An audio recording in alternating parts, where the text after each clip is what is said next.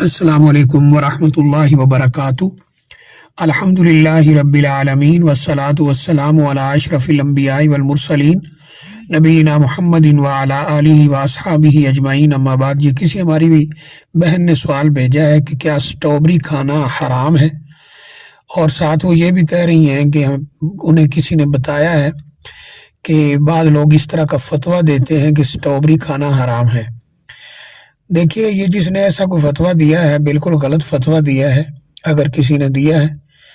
और अगर किसी ऐसे बंदे ने बात की है जिसके पास इल्म नहीं है तो उसकी बात की तो वैसे ही कोई अहमियत नहीं है, लेकिन अगर किसी ने ऐसा कोई फतवा दिया है तो बिल्कुल गलत दिया है।